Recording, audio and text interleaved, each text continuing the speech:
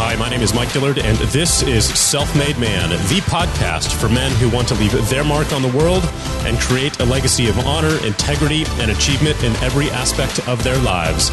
I'm glad you're here, and once again, it is time to forge your destiny.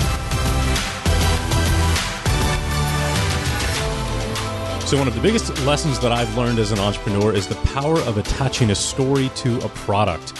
A story is what transforms an ordinary piece of clothing or a car or a bottle of wine into something different and into something special that's now an experience. And from that point forward, it stands apart in your mind from every other product like it.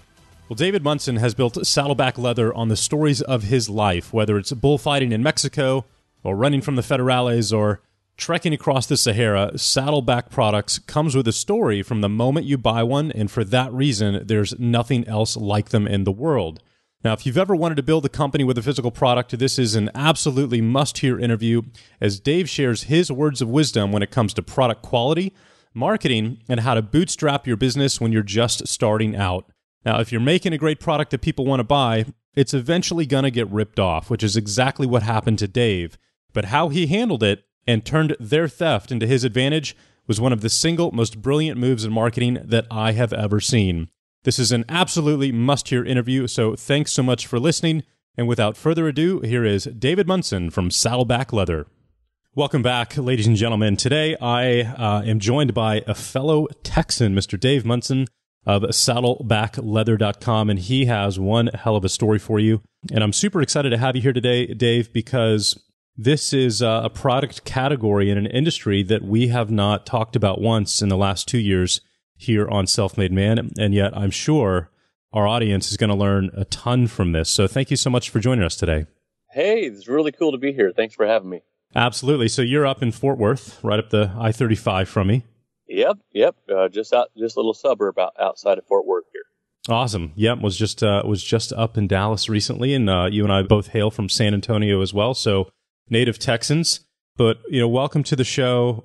I know that you have one hell of a story as far as how you started this company, and I'm not gonna allude to the details of it for anyone here. But I'd love it if you could just kind of dive right in and let's talk about the federales and the adventure that has been a part of your tale. Yeah. So in 1999, someone asked if I would go down and volunteer being an English teacher down kind of near Mexico City. And I thought, man, what a chance. That's so cool. So I moved down to Mexico, and while I was teaching English, I needed a bag to carry my things, and I couldn't find one anywhere. So I had this bag. It was like Indiana Jones, something he would carry. So I would look everywhere until I found a guy making bags. And I said, hey, if I were to sketch out this bag, do you think you could maybe make one for me? And so he did. And I kind of roughed it up and kind of softened it a little bit. And man, everywhere I went, I finished my year and I got back up to, actually I was up in Portland. So I got back up to Portland, Oregon, and man, 4 or 5 times a day, people would tap me on the shoulder or stop me or come out of the bank, cross the street. And they'd say, oh my gosh, where could I get a bag like that? That is awesome. Where can I find a bag? So I ended up moving down to Acapulco, and then I sold real estate for a couple of years, kind of near Mexico City. And while I was having these bags made, I was looking for someone to make the bags and kind of got stuck down there and had a federale sent to kill me in this land deal. We became friends. It's kind of there's a whole lot to the story, but I ended up in Juarez, Mexico, with my black lab, Blue. And so we were sleeping on the floor in this $100 a month apartment. For about 3 years, we didn't have any hot water. He didn't care, but I did. And and what I would do is I would send a few $100 down and put it into the bank account of this father and son team further south. They would make me a few bags. They would send them up on the bus. I'd go to the bus station, take them across over to El Paso, and I used my friend's mechanic shop to do eBay, and I'd do eBay at night while he was closed. Then I'd sell those, and then he'd send me up, 5 or 6 more bags, and then I would sell those. Then he would, and then I would order 9, and then 15, and then 25, so on and so forth, until I couldn't keep up with demand. So anyway, in the meantime, I was down in Panama, and I was looking at the auctions on this internet place, and I looked on MySpace, and there was this really pretty girl who asked me where my college was. And so I decided to marry her. So yeah, my wife and I met on MySpace. I moved to San Antonio, Texas, where she lived, because I could work from anywhere. I was working, just selling online. And in 2008, we started a factory in Mexico because we couldn't get the quality we were looking for consistently. And so we now have about 230 people at our factory. We make for other people also. And we moved up here to Fort Worth. We're centralizing the whole company here in Fort Worth, Texas. We have a lot of people who still work remotely, customer service. We have, they all work from home. But it's really been really important that marketing, especially marketing, get together for the, getting stuff out, throughput, getting things, finished. So anyway, that's the Saddleback story. I have a 7-year-old, 9-year-old, and here we are. It's a lot of fun. We have a really fun business. This is an industry, really just the physical goods market and the fashion world specifically it's always perplexed me because there's so many different variables, but from a sales perspective, how do you sell a physical product like yours, even if the quality is as best as it can be, which is what yours is based on? Because you've got a set amount of margin, right? If you're selling a bag, let's just say for $800 and it costs you $400 to manufacture, there you go. There's $400, and every dollar you spend out of that on marketing is decreasing your profit margin. So there's not a lot of flexibility there. And you're also, going into an industry where you've got every store that you can think of, department stores who've got their lines that they're already carrying. And it's really interesting that you just started selling them kind of, one-offs on eBay, so you didn't have to go out and get distribution and find your way into a store and hope that they sell your product. But fill us in on how this world traditionally works and what the pitfalls are, and for those who might be thinking about starting a similar type of business. So I didn't spend any money on advertising until, I started in about 2003 selling on eBay regularly, consistently. And I didn't spend any money on advertising until around 2011. Up until then, it was just, people were just going crazy for them. And it was a lot of word of mouth. And so when you have a person behind a brand, if it's just a corporation, if it were SaddleBack Leather Corporation and Daddy gave me the money for the business and that was it, and we're trying to be everything to everyone, and I think that we wouldn't have the following that we do. We have people who buy every single thing that we make, or 3 or 5 briefcases. But so I think because there's a personality behind it and we're real and authentic, I think people are drawn to that. If it's just dependent on, I'm kind of wandering on this one, but there's so much to talk about in like pitfalls. I would say getting hooked on Google AdWords. I know Google's not going to like that.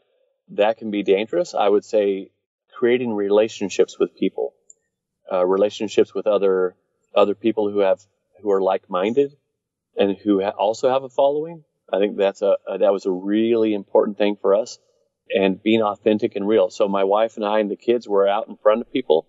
We have a show called the Not Dead Yet Show, and we just share our life. We're getting ready to do a whole series of those when we were in Kenya and in Rwanda. Now, when you say show, is that a YouTube kind of vlog type show, or? Yeah. It's like a 3 to 5 minute, 7 minute little show where we just kind of share what's going on and what's important to us.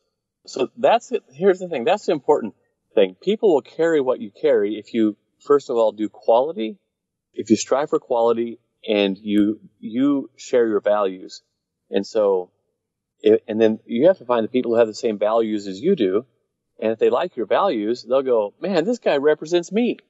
This is when I carry this bag or this wallet or when I wear this belt, man, he's like, it's like I made it. This is what I would do if I could have a company. And so they want to share. That's why people are so fanatical about Apple products. You don't have people fanatical about Samsung products. You have them fanatical about Apple because they value what I do. And so by carrying the Apple phone, people might say, they value innovation, they value being first to market, they value, whatever, simplicity or whatever high quality materials, they value whatever, but I value that same thing. And so I'm going to carry this because it shares with people what I value. And so us being really out there and kind of the face of the company, it helps people to see the things that we value, and then they align with that, and they get really into carrying our stuff. So what values does SaddleBack represent? So we value quality, like excessive quality. We value educating people. We value helping people. So one of the things that I've heard, things that bothers me with social marketing, like, hey, buy from us because we support breast cancer research, or buy from us because we donate to, Juvenile Diabetes Research Foundation, or whatever thing. And that's not why you buy from someone. You buy from someone because they make a good quality design or they give a good quality service. So what we do is we value loving people.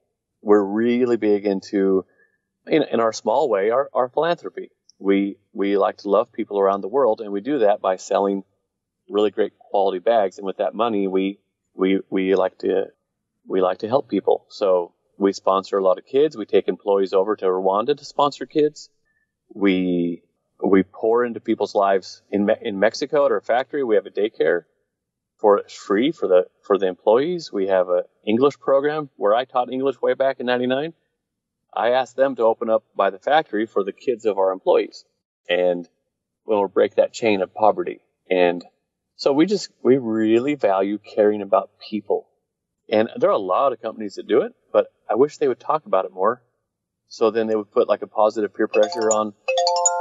Oh, I had a thought. Just kidding. Actually, I'm in my phone.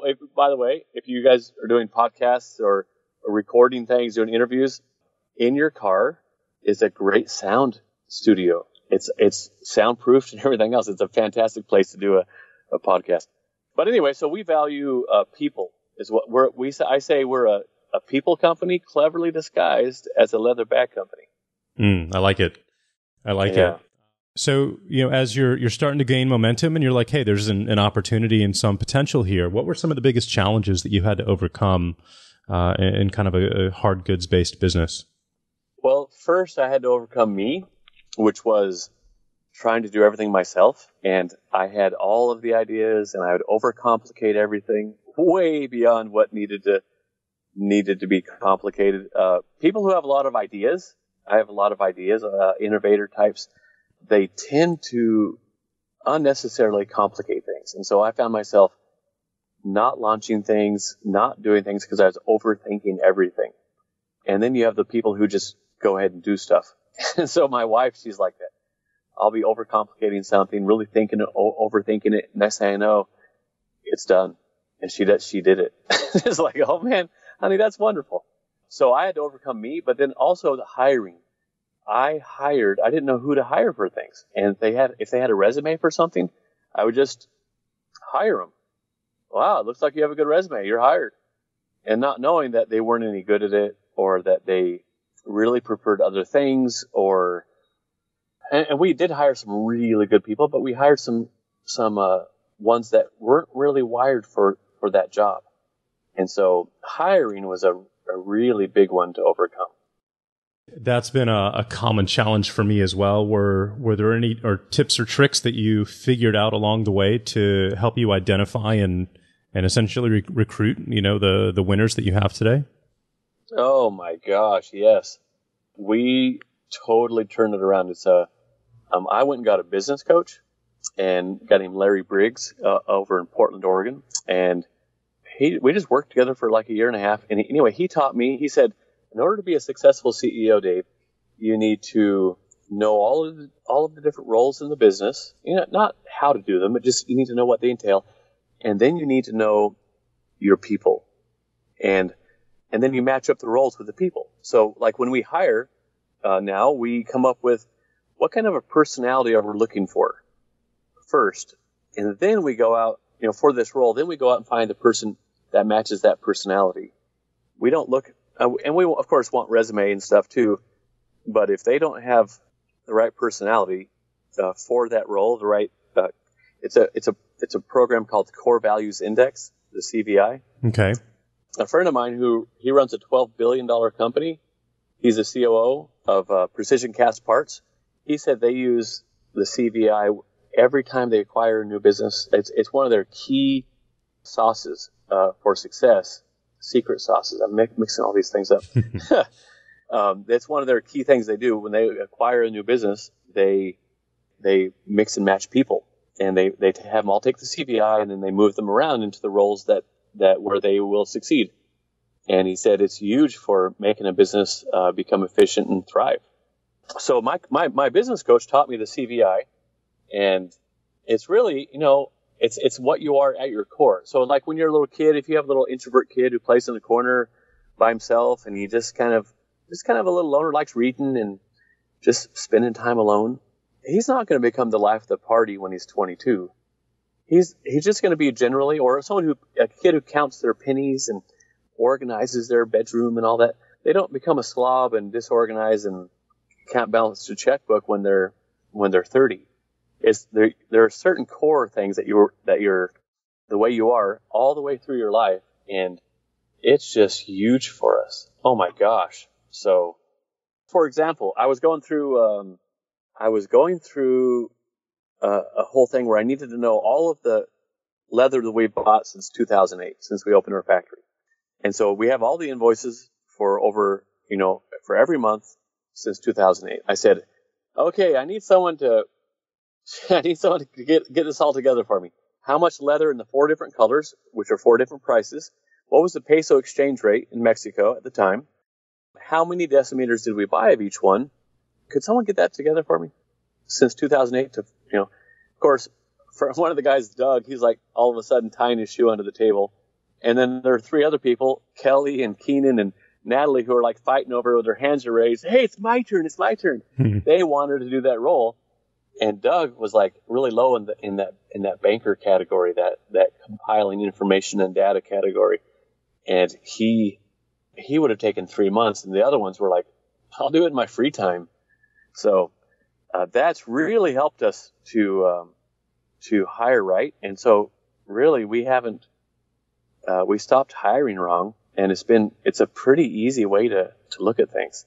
That's great. Those are 2 new resources that I have not come across here before, Larry or the CVI index. So I'm going to check both of those out, and thank you very much for sharing those with us. So that's fantastic. Moving on to one of your core values here, which I think is at the heart of your brand, at least how I've perceived it, is the quality of your products. And one video that y'all produced, everybody listening to this needs to go watch this video because it's freaking brilliant. It's one of the smartest things I've ever seen. But it's on YouTube, and it's titled How to Knock Off a Bag. And it has just over 500,000 views.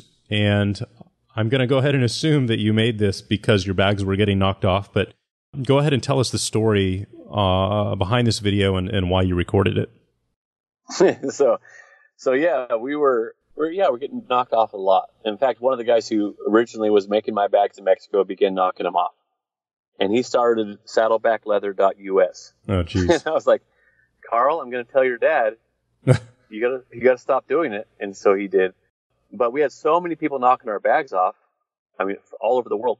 And so I thought, instead of spending all this money to fight them, how about I just I educate people on what quality really is, and then put doubt in their mind about everyone else who's knocking our bags off. Because honestly, some of these guys, they're selling their bags at the price of my raw materials, and I'm getting a good deal. So right. I'm thinking, how in the world? Well, I know. So what I did is I wanted to educate people on it, on the quality that goes into one of our briefcases. And so almost like a process film on how do you make a bag, that sort of thing. So I thought, hey, wait a second.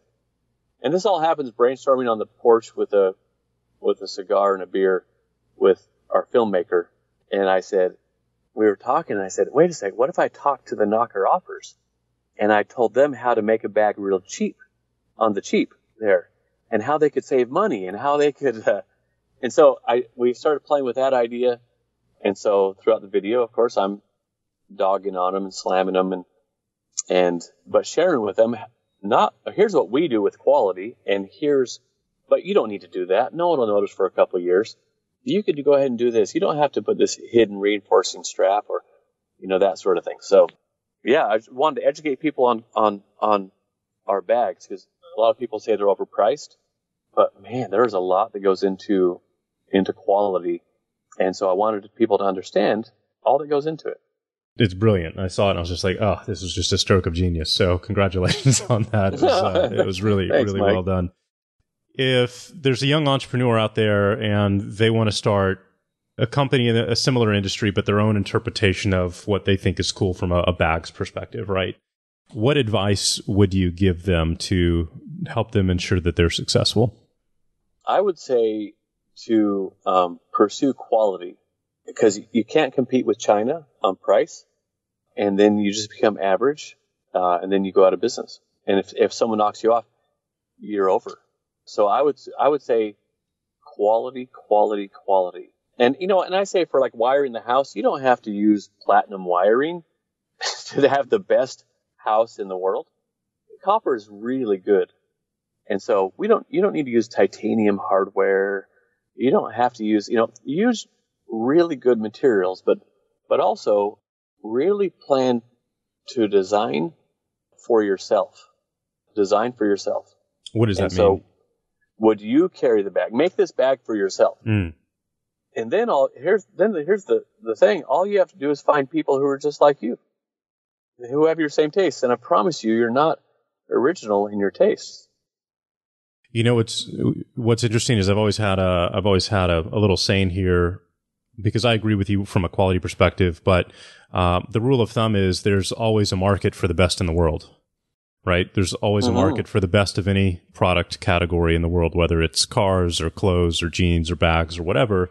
If you're making the best product quality that you possibly can in the world, there's a market for that. And the best part is the people who are buying and looking for products like that have money.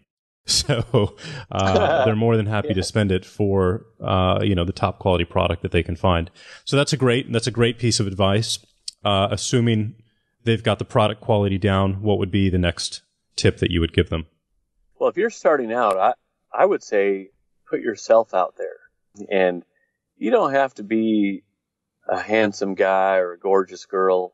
You just got to be real. And one of my friends. One of the guys who used to work for us, he started a beard oil company, and a mustache wax company first, and then it went into beard oil. Can you handlebar? I said, Doug, and he's he wouldn't be the poster child for a lot of stuff, but he puts himself out there. He's the face of the brand, and he's real. He's witty. He's fun. He shares what he values. And he's got a successful brand. It's a small brand, but it's successful. I think they're starting to sell in Russia now. So I would say put yourself out there, explain things as best as you can, educate people on why this is quality, but do it yourself. What kind? Sorry. Go ahead. No, you can always redo the videos later. People like real and authentic.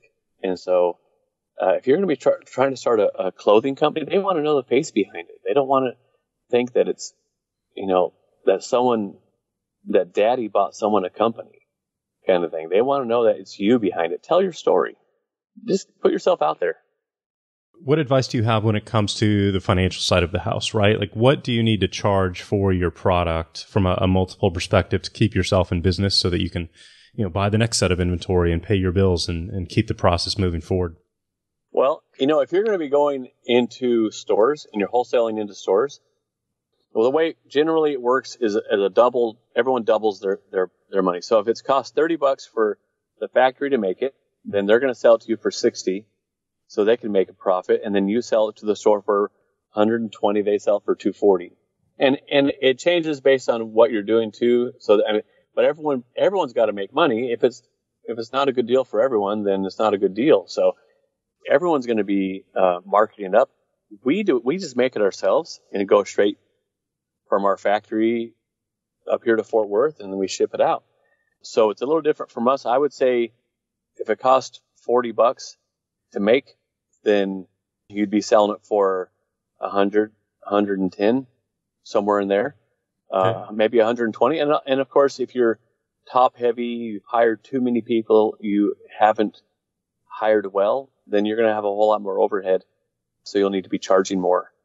But we have a suitcase and there's so many different factors go into it. Availability. We have a suitcase that, takes several days to make a suitcase, and it's all like hand sewn, and it just takes forever to do. And, it's $1,400, but the raw materials and labor is probably, $400. So we $400 or $500.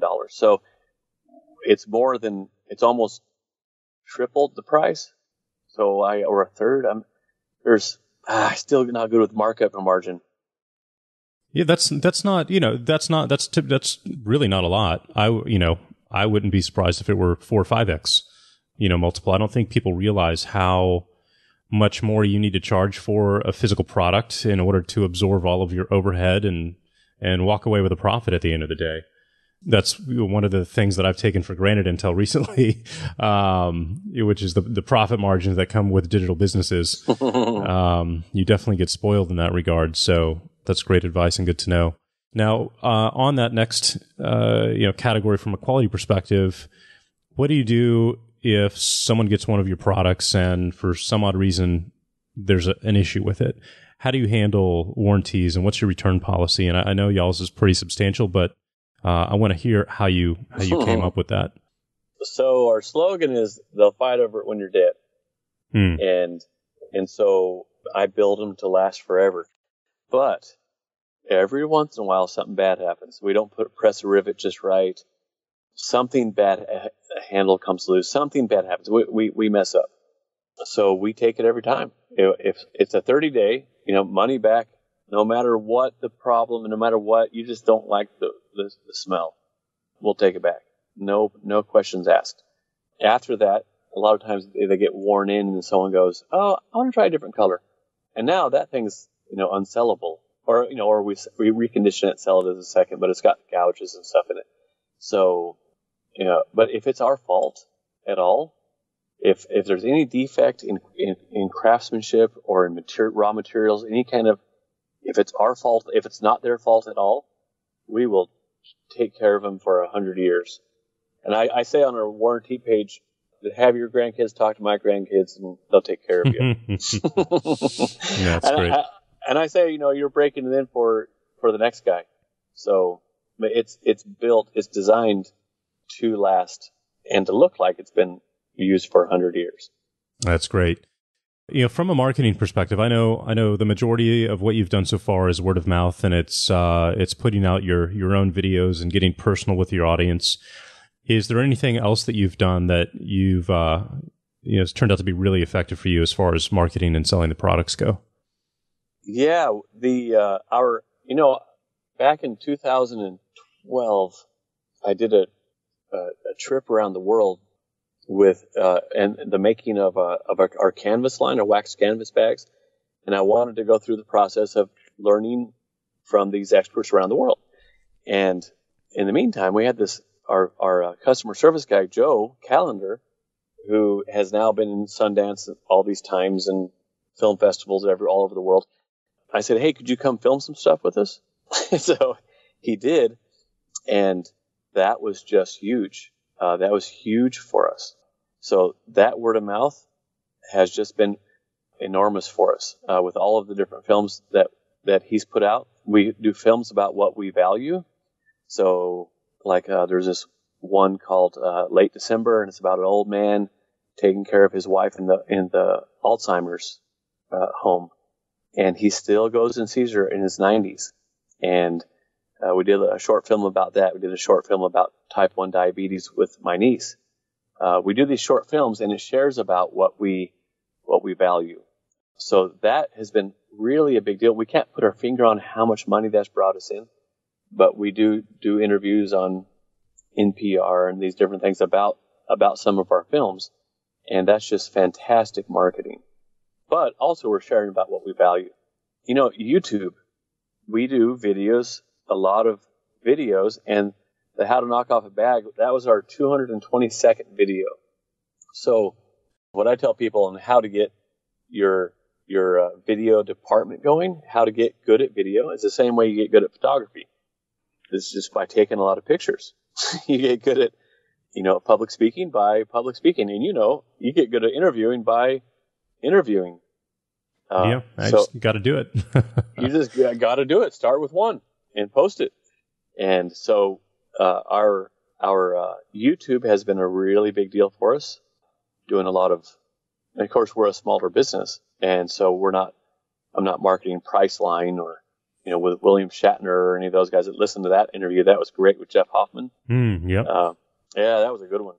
But yeah, I would say getting out in front of people. We've had really good success with doing reviews, people doing reviews on our things, and then they give them away as prizes at the end. And they're speaking to their entire audience. So let's say we have a knife maker, for example, and people are buying his $250 to $300 knives, and then he tells his audience about our bags. He's like, "Hey, I just got this bag, and here's a little review I did on it, and I thought you guys would like to see it. These guys are at our level of quality." And then we would do a review of his knife, for example, and we would tell our people about his knives. And it's a win-win for his audience and for our audience. People who appreciate quality and like buying things once, you find those people and you partner with them to introduce their people to you and your people to them, to ours. Their people to ours. Do y'all do kind of like an affiliate commission thing, or is it just, hey, I'm going to send you some love, you'll send us some love, and whatever sales revenue is produced it is what it is? You know what? Usually we do just send us some love. We'll send you some love. Mm-hmm. There are affiliates. We do have people who write about us. But to me, I would much rather have someone who doesn't have any motivation except for I like your stuff. Right. And it just seems more pure there. So, yeah, we do both the affiliate and that. Yeah, I feel the same way. I haven't had affiliates for my products in probably 4 years now. Well, why'd you stop? It's interesting I don't want to dive down into the internet marketing rabbit hole here, but affiliate tracking of any kind is never 100% online. A lot of it relies on cookies. And if people's security settings are set one way and there's no cookies accepted or whatever, then they're not going to get credit for that sale. And I don't remember, I'm just going to guess, probably 20 to 30% of the business generated you're not going to get credit for because of that problem, that tracking issue. And there's nothing we can do about it on our end, and there's nothing they can do about their end. But when you hear from a customer said, "Hey, I bought through your link, did you get credit for it?" and they go back and they look in their commission report and no, then it makes us look bad, right? Like maybe we're doing something shady and we're trying to prevent you from getting credit for your sale. And it's just it's a technical issue that causes people to question integrity of you or your business. And I was just like, I just don't want to ever be put in that situation. I don't even want them to have to ask the question. So, unless they can come up with a 100% foolproof way to track their sales, I'd rather just not even do it. So that's me, and affiliate marketing is huge and a lot of people go through it, but I'm just of the philosophy similar to you where it's not worth it. I'd rather send you some love. And if you like my stuff and you think it'd be useful for your customer base, great. Tell them about it. Right. So. Hey, well, here are a couple other things that we do. We're a generous company. So, and there are companies seriously way more generous than us but we try to be generous in what we do. And so we'll send out bags or a suitcase or something like that to different people who are doing fundraisers or silent auctions. And it's not for the purpose of marketing, but it just turns out when you do good in your business, it's just good for your business. Yep. Good karma. It's just good for you. And so we send these bags out and they usually sell for, $700 or $800 or, whatever, $900 over, or just, above retail, whatever the price. But people go, before they bid on it, they might go to the website and go, how much is this thing worth? Right. And it's just, we do see a spike in sales when we have people, when we do some sort of an auction or some sort of a giveaway for a nonprofit. And so we like to do that. Also, our content on our website, we get a ton of organic traffic. For us, it's big. We probably get, between 12 and 15,000 visits a day to our website, unique visitors. And which I'll take it. And probably half to maybe over maybe 2/3 are just because they found us through someone talking about us, or they Googled us and we were on the front page, because we have a lot of rich content, and it's just educating on leather, educating on construction, educating on the process, on our machinery, educating on the different types of leather. And you do enough of that, and Google's going to stand up and salute you. So our organic traffic has been really fantastic over the years. I can't stress how important the advice that you're sharing with everybody is right now when it comes to telling us the story behind your product, because that's what people end up buying into.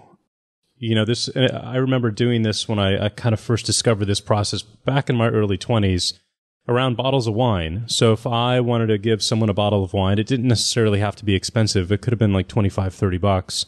But instead of just handing them a bottle of wine, I would sit down and I would write at least a page and a half of the story behind the wine. And I would get online and I would go Google and Wikipedia and research the vineyard, the story behind the vineyard, the people making the wine and their family and the grapes and the region. And I would literally type out the story for a page and hand that with the wine. And they're left with an impression, one, that they'll never forget, and two, their favorite wine. Because now they know more about that particular bottle and vineyard than anything else they've ever had to drink.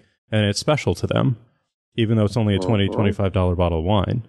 And you can do this with anything, but you've got to create that emotional connection between your product and the buyer. And the best way to do that is through storytelling and every single step of the process, right? And that's why I love that video that you did that we talked about earlier, because you're doing that. You're starting with, 5 layers of leather on your table, and you're going through each one and going through the differences in quality between each one, and the thread, and the glue that's used, and all of that.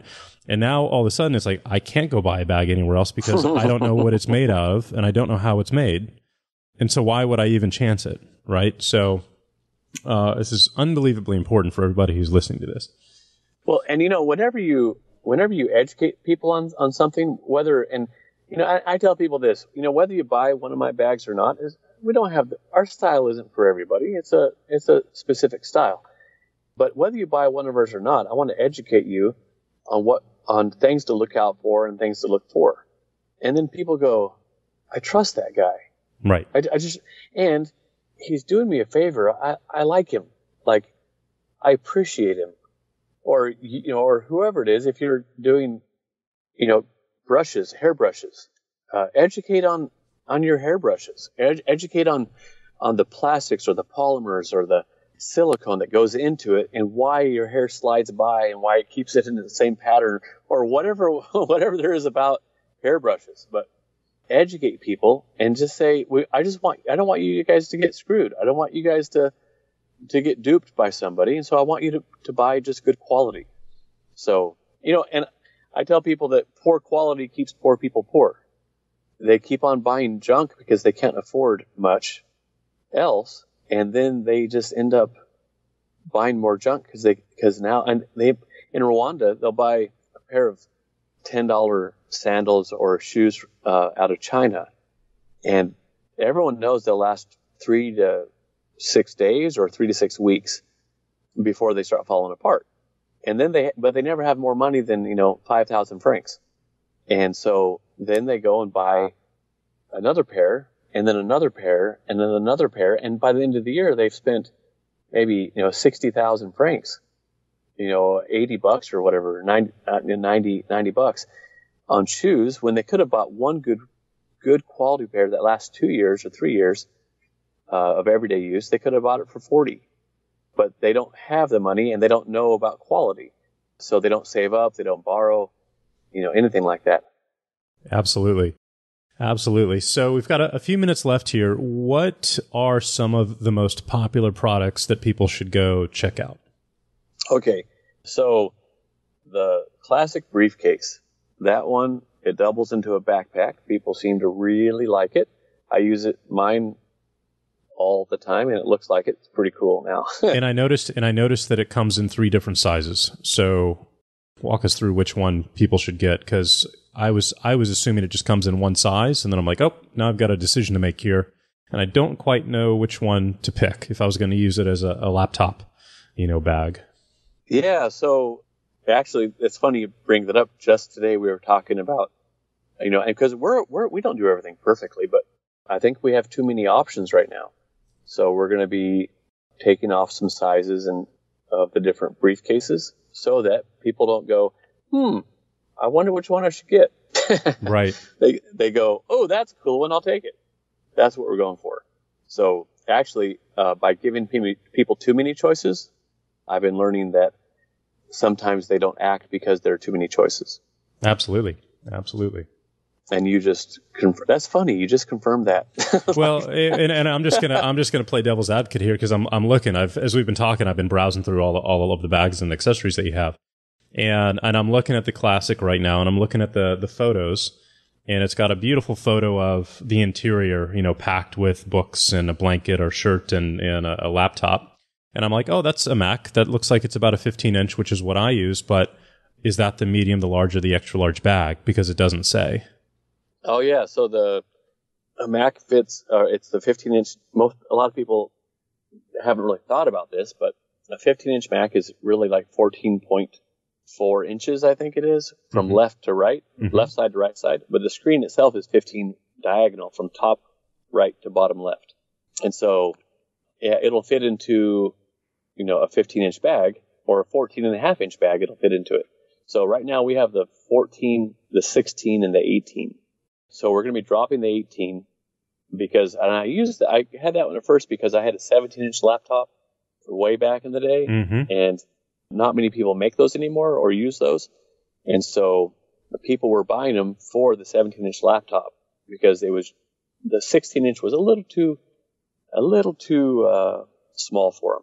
Right. So, but for a 15-inch, the laptop, the 16-inch briefcase, I mean, I pack a couple days worth of clothes in there, a good book, my laptop, my charger, some knickknacks. It's good for few days traveling. Awesome. Yeah. That's generally that's our most popular one. Okay. And it's my favorite too.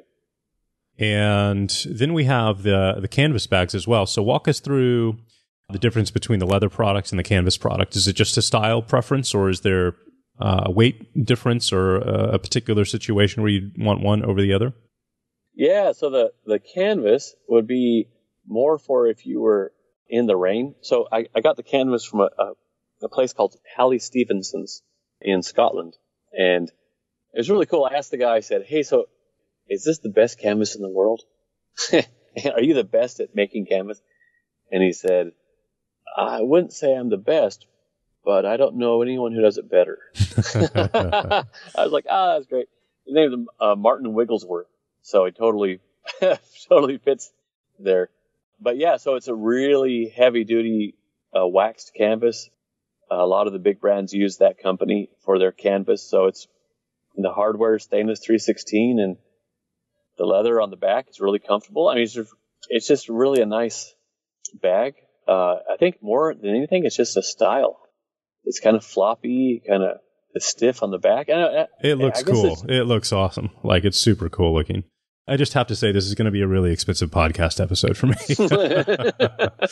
I've already got 3 things in my cart right now. I love the leather iPad cases as well. That's super cool. Yeah, one of the things that people miss all the time, we sell a whole heck of a lot of them, but people miss, it's the sun, and I think it's because of the way I named it. It's called the Sunglass Pen Case, and it's just a piece of leather, one piece of leather. It's just the way it folds over, and you put your cash in there, your passport in there. When you're in a foreign country, when I'm in a foreign country, usually there's a lot of cash that I need to carry around, like Rwandan francs or Kenyan shillings or something like that. I just use it for everything, for pens and keys, and man, I just love the thing. And it's, people miss that one. It's hard for people to see everything that we have, but you've got a large selection now. You've got probably, I'm just going to guess, around 100 different products at this point. Yeah, I think there's somewhere around there. We're going to be culling it down a little bit, taking out that's always good to take out so people don't have to spend an hour looking at everything. So we're going to be taking out some SKUs here pretty soon. Cool. It's just a healthy thing to do. So, well, Dave, this has been a super fun call. I love your products. I think they're some of the coolest that I've seen in a long time that I would want to own. So I'm a big fan of buying the best of any kind of category. So this has been awesome. Thank you so much for the time today. And obviously people can go check out the products. Obviously we've been sitting here talking about the whole time. Go check them out and see them for yourself over at SaddleBackLeather.com. Check out the YouTube video as well. And we'll put links in the podcast post on the blog, including one to the test as well, the index test that you mentioned earlier, so people can check that out. But any parting words that you'd like to share, or other resources that people should go check out to connect with you on? You pretty much just said everything that I was going to say. So we're good there. I would say if there's anything that's going to help you out in business, and especially in starting a business, is to be generous. And no one ever regrets doing a good thing. And so I would say be generous, and you'd be surprised how that that karma, or whatever you want to call it, what you sow, you reap, that will come back on you. And you don't do it for the purpose of like it coming back on you, but that's just what happens naturally. Be promoting maybe like Africa New Life Ministries or Compassion International. You and your spouse, why don't you guys go and sponsor a kid? And then encourage your employees to do it, and encourage your customers to do it. Apart from any strings attached, just say, hey guys, here's what we do. It's really fulfilling, you guys. You really should do it too. Cool. Or somewhere. Yeah. So I say be generous and try to spread generosity. Try to be a good influence for other businesses to be generous too. Very good. Awesome. Great advice. Well, Dave Munson, thank you so much for the time today. I really do appreciate it. This has been awesome. Thank you again for the time. Hey, I really appreciate you having me on here. It's been it's been a good time. Absolutely. Well, thank you guys, as always, for listening, and check out SaddleBackLeather.com, and we'll see you next week. Take care.